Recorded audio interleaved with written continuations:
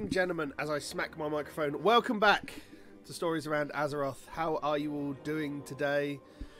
We've got a fancy new setup going on over here today, so we're going to see how that works out. Welcome once again to Stories Around Azeroth. Thank you for joining us live if you are joining us over on twitch.tv/Project Phoenix Productions. Otherwise, thank you very much if you're listening to the VODs and other bits and pieces. Joining me as always as the best co-host this side of the Eastern Kingdoms is one Mr. Frazley Tastic. How are you doing, sir? I'm doing great. Oh, sorry.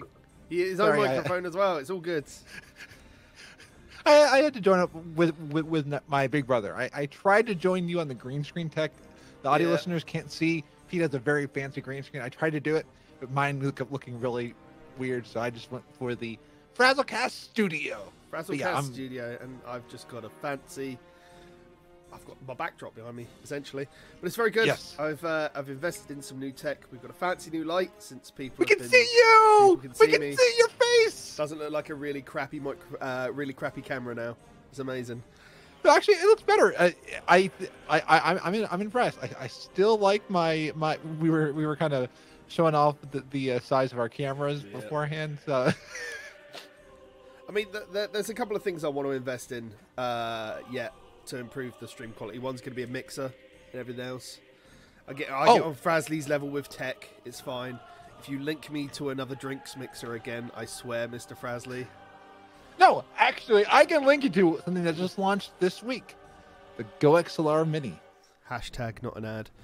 No, not an ad, but I love GoXLR. Just so this launch, it's the same GoXLR without the fancy voice effects and stuff like that. Yeah, that's kind of just the sort of thing I'm after, really. But yes, we're here to talk about Warcraft and all of those fancy things right now. Yeah! What have you been up to in the wonderful world of Warcraft this week, Mr. Frazley? Don't kill me. But I've actually not been in the world of Warcraft this week. So I had a few different things going on, and I had to record it with a few different people because I'm going to be gone in December. So this past week... I was in World of Warcraft with Michael on Wednesday. Well, there you go. Genome Project. And we got our gnomes up to 69. Bow chicka wow wow. Ah, well done. So we're in North right now, and really enjoying the party sync feature because it's nice. He's already like level 72 because he's picking herbs and stuff like that. He's getting high and all that, but I'm still trying to get up there. And at least party sync keeps us together, and I think party sync for me has been one of my favorite features. I have not tried it with a character that's different ranges, but I know that he grouped up with Marty on the EU, and Marty was 120. He was like level 20, and Marty and them were able to still party together. Marty got stuff in gold at his level, and Michael got stuff in his level. So I like that. That's combine that with what we're getting in the next expansion. I think partying and grouping is going to be a lot of fun. I think party sync is a really cool feature. I just wish it was more available in dungeons. Yes. Oh, yeah. I just want us to be able to have the whole length and breadth of dungeons available to us in the Dungeon Finder. I think it would expand totally on what we can do at all times. Yeah. And like, I think it'd be cool if you bring in every dungeon. I mean, because how cool would it be to go through all the... I'm listening to Ali on Dungeon Fables, and I'm hearing about all these cool dungeons. I'm like, I want to go party through that. So when you go through it. Here's a question about party sync then. If I say I'm on my 120 Demon Hunter, and I party sync with your level 70 odd gnome, yeah? Does that then mean that you can queue us up for Wrath dungeons and I can join you? I think it might. We haven't tried that. We should actually try that. I think it might be worth having a look at, because if it's going to be something like that, it could be really cool. Yeah, and really make it easy to group together. Because I mean, I know a lot of groups that get like their schedules don't work out, and I think that would be a lot of fun. But yeah, sadly I've been cheating on World of Warcraft for just a little bit. But I still am a Blizzard fandom. I love World of Warcraft. I was working on let's see, the Outer Worlds stuff. That's fair enough, as long as you're enjoying it, my dude. I mean, Oh, everybody. It is weird because in a post-BlizzCon world, and it always happens when they announce a new expansion when we've still got a patch to go. It's very much we know where we're going next, even though there's still a big bad to deal with. They did this with Pandaria, where we knew we were going to Warlords before we dealt with the Siege of Orgrimmar. yeah. I believe that was it. No, sorry. We knew we were going to Pandaria before we dealt with Deathwing. Okay. So, it's very weird because it then meant people just didn't care. But I would rather have that announcement now, as long as it doesn't mean that we've got a year in 8.3. Yeah, I've been hearing the ones that say that we have till December. I'm like, please don't be a whole year, because I don't think we can deal with the whole year of invasions and Zoth and everything else. I mean, they'll probably do a 3.5 with some minor content and bits and pieces, but I don't think they'll give us a whole year just to be leveling. I mean, remember how bad Mist felt where we had a year of... Well, we can go through it. We had a year of Ice Crown. We had a year of... Did we have a year of Deathwing? I think we did have a year of Deathwing. We had a year of Deathwing. We had a year of Siege. I think we had longer than a year of Siege, actually. Man, and a pretty long time with Warlords. I was not playing during those times, so I don't remember. All I know is the fast-paced cycle we've been in recently. Absolutely. But there's a couple of people are saying that they're leveling through old AV. I have heard that old AV is really good for XP at the moment, and that's what everybody's getting on. I haven't even had a chance to get into AV to get the mount yet, not even just to log on and do dailies. I still find myself over on Mechagon trying to get that last music track for Mecha done so I can have that fucking wheel and be done with that place. Yeah, so that way you can roll on out. That's it. Oh my god. But yeah, my time's been really limited in WoW. After we're done here, I'm going to be jumping on and doing some mount runs and probably some leveling on a chill evening while I watch some bits and pieces and catch up on the week. But it is pretty cool. It'll be interesting to see where we go. I think everybody will be playing in January because we'll obviously have the patch and there'll be a couple of weeks of an in-between. So that'll be cool. But yeah, no, that's about it. I think let's talk about some of the news this week before we get into our normal topic as well, because there's been a fair amount outside of the raid testing and everything else. Speaking of Mechadon, there was a hotfix this week, which means the achievement is now account wide. So the actual the meta is account wide, which is quite similar to the dungeon metas and everything else. So if you get an achievement on an alt, like if you were to get all of the soundtracks on an alt first before you would get them on your main, then that will count towards the meta for that. Nice. And I do like that because then that encourages you to do more alts and try on different things. That's the idea, is to let your alts go to Mechagon, but where I'm literally one item away, you know, it's stuff like this. I'm surprised that they've done that, but not done Nazjatar as an account-wide meta. That's bizarre to me. Yeah, maybe Azara's like, I don't want to give them everything. And those are like, but we want to come over to Nomergon. Or not Nomergon, Mechagon. Or, yeah, Mechagon. I get all those Gons confused. Yeah, no, there's quite a few of them.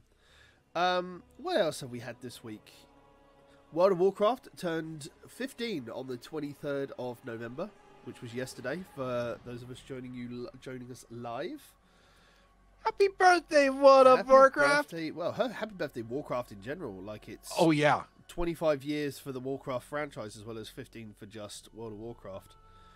Otherwise, they are removing... I think the biggest news that we had this week is that they're removing the Longboy. The Brutosaur is gone in Shadowlands. So if you've got that 5 million gold and you want a portable auction house, get it. Otherwise, it'll be on the black market auction house. This is a weird change for me. I don't know why, because they didn't remove the yak. Yeah. Or the mammoth. So I don't understand why they're doing this.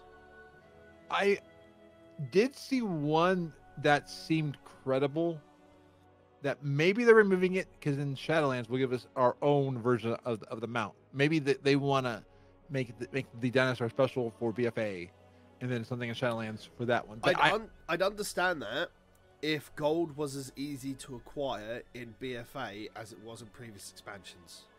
Well, I mean more like you get it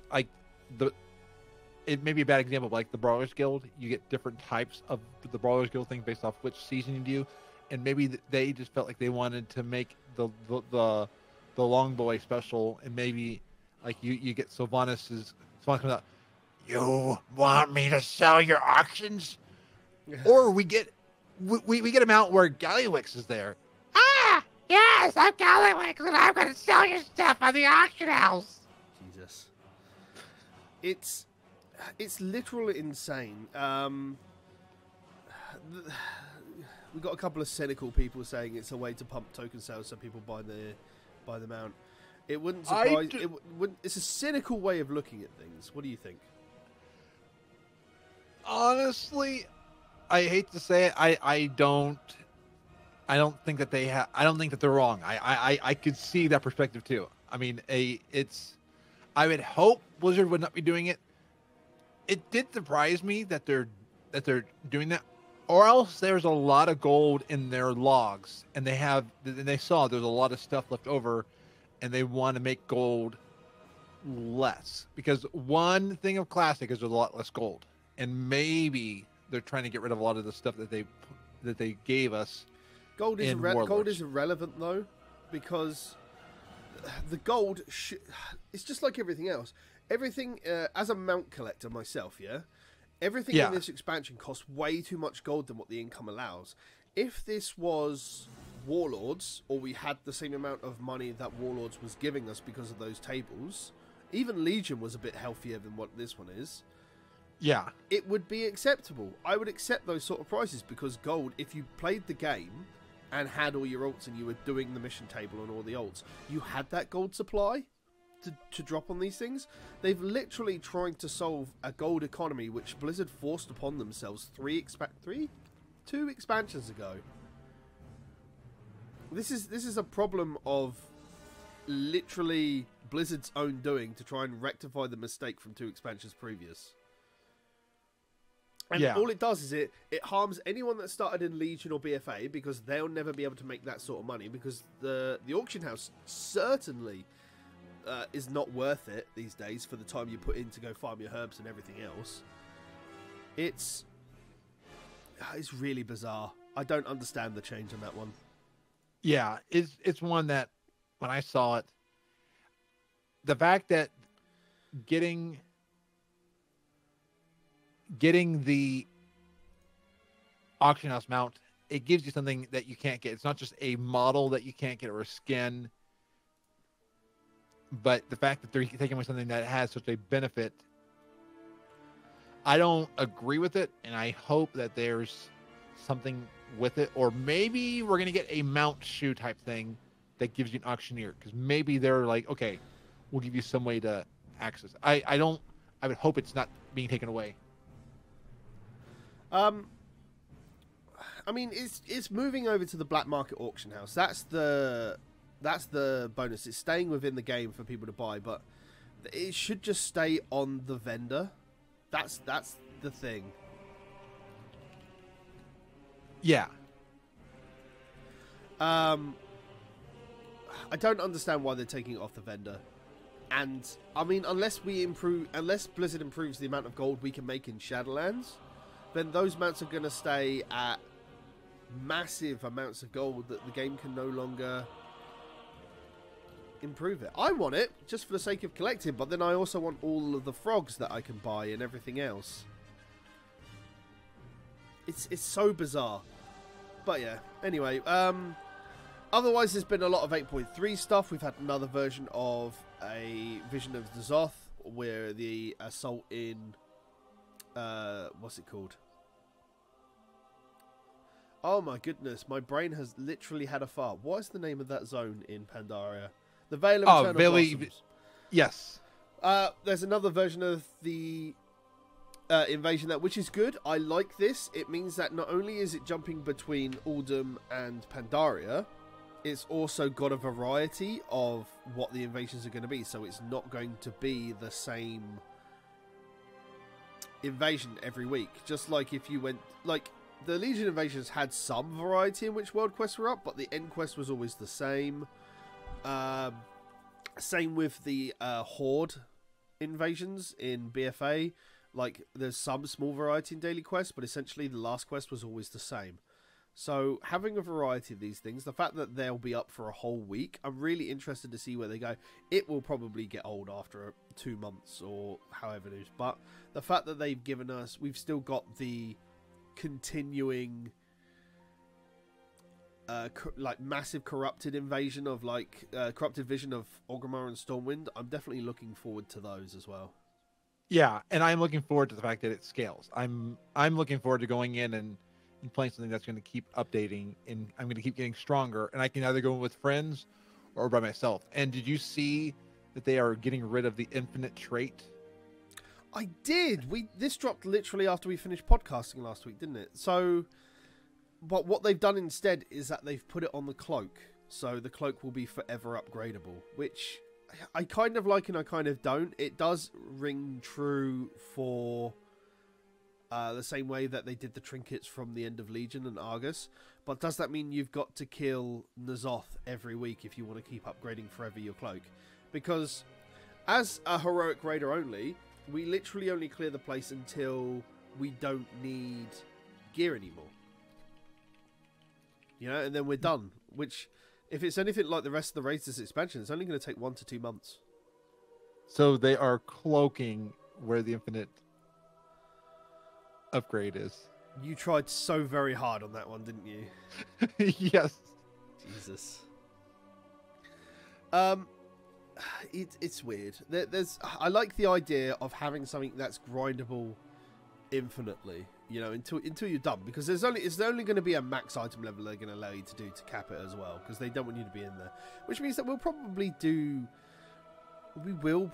do N'Zoth until we've done that, because we did do Argus until we had max level trinkets on the mains, you know, not the alt ones like for other specs, but again, that just depended on how many weeks you had to do it, because some people didn't even get their trinkets until about a couple of weeks into killing Argus, but because every time you kill Argus you still had the item to drop, and I'm not even sure if it was available to drop on LFR. Yeah, someone in chat will probably be able to correct me on that one.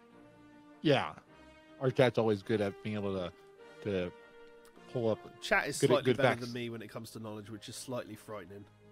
It's one of the benefits of doing a live chat as we're doing stuff. Absolutely. Brilliant stuff. Yeah, go ahead. Capel says that they think that they did drop an Alafar. Well, that's pretty cool then. It means it's available to everybody. Yeah. I think that pretty much covers all the news, like all the main news. I want to kind of stay away from like the quest lines and bits and pieces and like the raid itself, like what's going to be going on in there. Yeah, because we're going to have that enough of that when we get into Absolutely. actual... We've got to save something to talk about come January, haven't we? Exactly. Got to keep us in business. That's it, isn't it? Oh my goodness. Let's have a look. Shadowlands. Do you feel... I mean, we obviously haven't had any information, and I don't think we're going to have... I don't think we're going to have the closed beta, and the closed beta will obviously be for media/content creators when that first launches.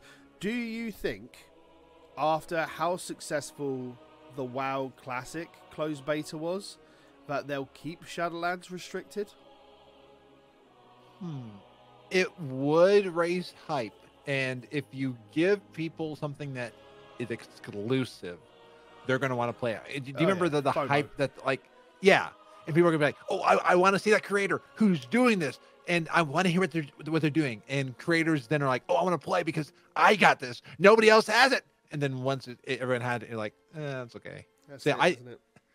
I think if they're going to feed the creators or influencers, I think it might be smart.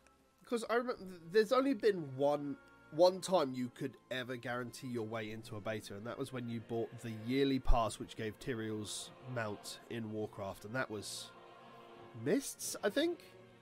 I so regret not doing that. Do you not have Tyrell's charger? Nope. I tried a few years ago. They put it up on the Japanese store, and was it Taiwan, actually, or Taiwan store, and I downloaded it, and because it was initially go to you, but when they found out that Blizzard put in a thing that said if you don't have an account in Taiwan, they refunded the money, but I almost had Tyrell's charger. It's annoying, but I know. I get why they took it away though, because it would have made people. So that's the only time they've guaranteed beta access, but I do wonder if they will make it a FOMO type thing and just keep specific people in, like the big people that are guaranteed hype and everything else on Twitch. Where I see it going, because we saw what they did with BlizzCon, I could see it being initial creators to get in there, get some feedback, then open it up to people who have the expansion pre-ordered, and then after that move it forward, because in that way they could guarantee some sales, because a lot of people are waiting for the collector's edition. I'm waiting till I get a little more money to be able to buy it. But I haven't pre-purchased Shadowlands yet either. Yeah, because I want the Big Daddy version of it, and I'm like I gotta wait a little bit. I do like the transmog. I think the transmog from the Shadowlands Collector's Edition is pretty cool. A lot of people are posting, because obviously on 8.3 they've eased up on the legendary restrictions, so you can transmog the. People have been transmogging their weapons on their account to the legendaries, like Thunder Fury and Shadow's Edge and all of those bits and pieces. And Shadow's Edge so far has been the best legendary I've seen with the Wraith Chill enchantment. I'm not sure if you've caught much of that. On what? Good job. Sorry, Capo distracted me. He wants to use Nero's charger on the next Islands run, and I just told him, I love and hate you, Capo. I keep telling you to ignore the trolls. Oh, and he's also about DraftKings. And by the way, DraftKings use coupon code Stories. No, they're not. Hashtag not an ad. Don't do this to me. I've got to edit this and put it up on YouTube and everything else. And by the way, you go explore. Okay. Yeah. For God's sake, Frazley. I'm worried that they're going to do a lot of FOMO. I say I'm worried about it, instantly making it FOMO. Yeah. It's bizarre. I think we'll see how it goes. I feel like they'll follow in the classic steps of keeping it very restricted. It's weird because there are people that will just play it and spoil everything, but then there are people that will actually test it for what it's meant to be. And I'm going to say again, I don't know if I'm going to do the beta. I didn't do the beta of BFA. I might because I'm streaming more, but part of me doesn't want to get spoiled. I loved that moment when I logged into BFA for the first time. I had played very little, and I loved exploring every moment of it. That's why even like when Classic was in beta, I did not play the Classic beta. I'm torn on that. Huh. Now, I mean, if I get an email though from Blizzard that says, "Hey, by the way, you get beta," I may step in, but I'm conflicted. I think it's one of the curses of being a level of content creator. If you're one of the higher ups where you've literally your job is to create content and you deep dive in the game all the time, you kind of have to be on the beta to see everything that's there and go and investigate all the different things and play a lot of it. But it's your job to create that level of content. If I had more free time, I'd probably absolutely do it. As it stands right now, I report on the news on Wowhead rather than being able to get to experience it firsthand. Yeah, like I'm glad that I'm not Italian and Bellular. They do an amazing job, but I'm glad I don't have to report at that level that they do. But they also can play WoW 24/7 pretty much. Well, yeah, but I don't think Belial plays any WoW. I think he just reports on all the news, the amount of videos he pops out. Oh yeah, and videos take a long time. But yeah, no, it's really weird. One day I'd like to interview like a high level content creator and see how they manage to find a good balance. Because if I had the ability to play these games, I'd absolutely do it. But then I'd miss my free time to not do it off camera, you know?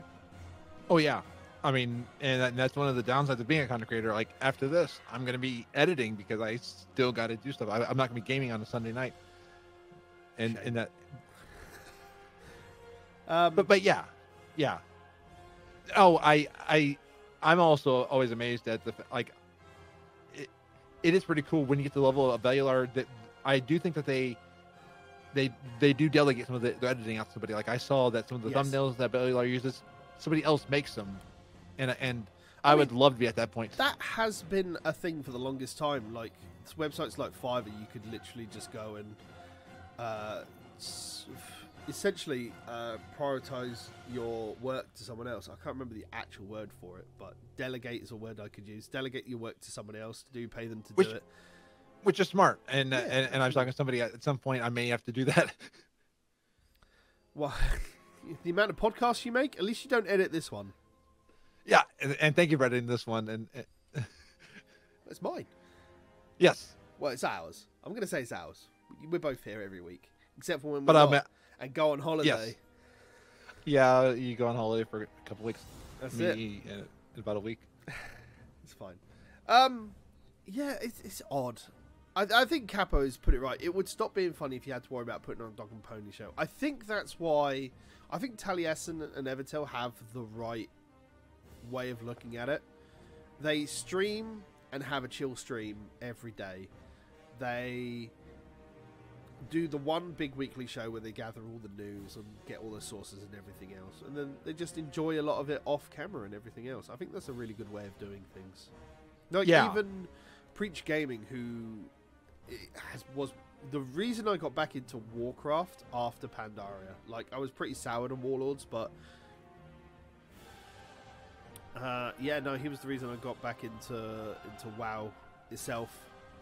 Because I just found him around that time, but he, they spent a lot of time in WoW, and now he does streams, unless it's like brand new content like Patch Day or beta or anything else like that. I mean, they're not streaming their 8.3 raid testing, for example, but he makes videos on those when he does those and gives an insight on that and lets everybody know about it. So that's interesting, but then he doesn't stream it. He doesn't stream like a lot of the WoW content unless it's like brand new and everything else. So it takes finding what you love. I mean, my main podcast, I love talking with people and getting to know the people, which is why I do it. If I had to do all the systems and go down like, this is why you min-max your engineering to 405, so that way you can go to get the Blingtron and that stuff to get and it takes I'd be like, that's not me. But some people really like that, though. Yeah. Oh, absolutely. And I think the ones who are good at that are the ones who love all those systems and explaining those systems. And it's turning into something that, what do you love doing? Like, one reason I love the show is I love the stories that we talk about. I mean, we talk about what we're going through, we kind of why we're enjoying stuff. Yeah.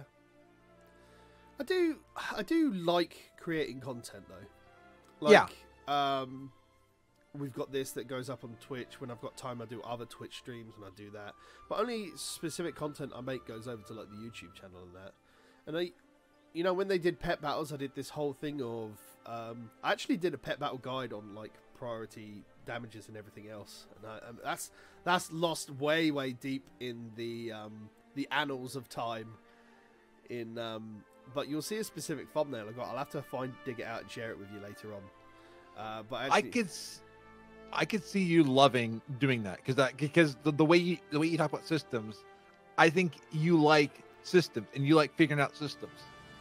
It was a lot of fun though. Yeah. Oh, that's not going to work. I'll have to show it to you after the thing, otherwise it's just going to break Discord.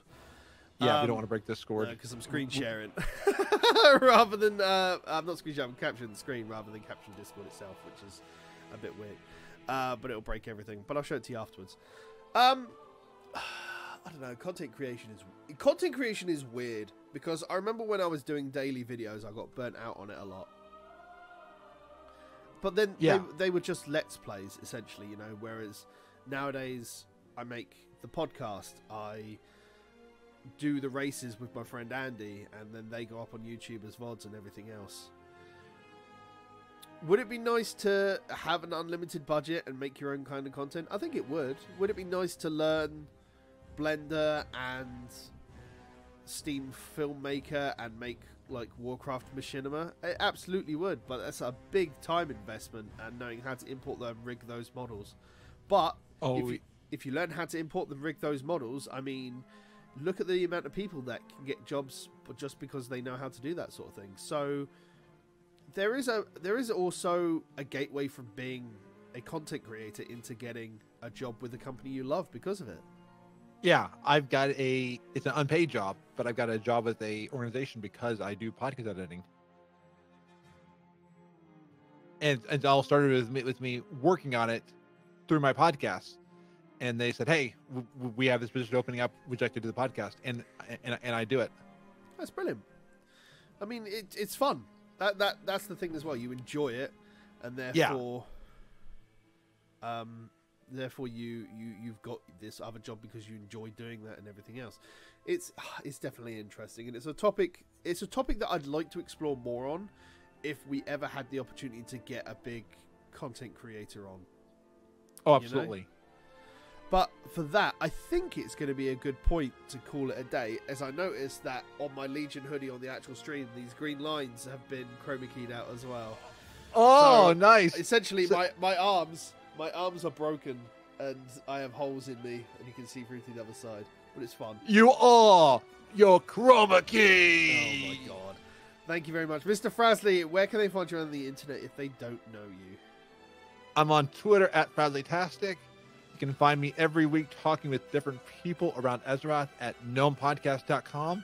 And when I'm not editing or tired and falling asleep and taking my camera, you can find me at gnome.live. Brilliant stuff. You can find me in all the usual places, ladies and gentlemen, at Titans Creed for the main one. You can see it just above the name for both our Twitters. At Gaming Phoenix if you don't want all the normal chitter-chat and just gaming stuff. Twitch.tv/Project Phoenix Productions and YouTube.com/Project Phoenix Productions. Until next week, ladies and gentlemen, thank you very much for joining us. If you've joined us live, if you've listened to the podcast or caught the VOD, thank you very much as well. Every bit of your input and watching and listening is appreciated every week.